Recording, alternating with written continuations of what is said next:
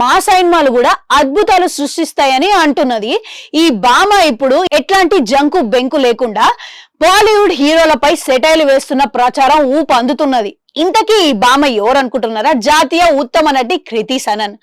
Already male domination ఉన్నదని ఇప్పటికే చాలా మంది అంటున్నారు. ఇక హీరోకి సమానంగా రెమ్యునరేషన్ మాకెందుకు రాకూడదు, మేము దేంట్లో తక్కువ అని గొంతెత్తిన సందర్భాలు కూడా చాలానే ఉన్నాయి. దీపికా పడుకోన్, కంగనా రనౌత్, కరీనా కపూర్, ఇక వీళ్ళందరూ సీనియర్ నటులందరూ ఎప్పుడో ఇట్లాంటి విషయాలు చాలా మంది బయట పెట్టిరు.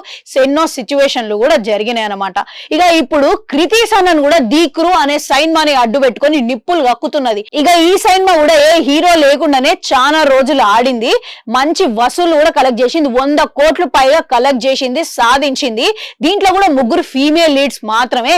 సైన్మాల పెద్ద హీరో ఉన్నాడా లేడా అనేది ఎవరు చూడరు. పెద్ద హీరో ఉంటేనే థియేటర్లకి జనాలు వరిగెత్తుకుంటారు, రారు. కథ బాగుంటే ఇక సైన్మాల పాత్రలు హీరోనా ఆడనా మొగరా అనేది ఎవరు చూడరు.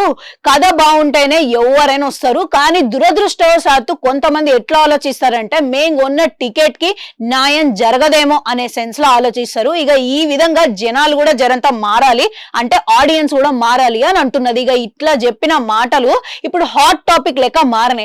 కొంతమంది ఏమో బాలీవుడ్ లో ఉన్నదే ఓపెన్ గా కృతి సనన్ చెప్పింది అంటున్నారు. ఇక ఇది వాస్తవం అని చెప్పి కూడా సపోర్ట్ చేస్తున్నారు. మొత్తానికి కృతి సనన్ కూడా తిరుగుబాటుకి స్టార్ట్ అయింది. ఇక మీలో ఎంతమంది కృతి సనన్ మాటలకు ఏకీభవిస్తారు?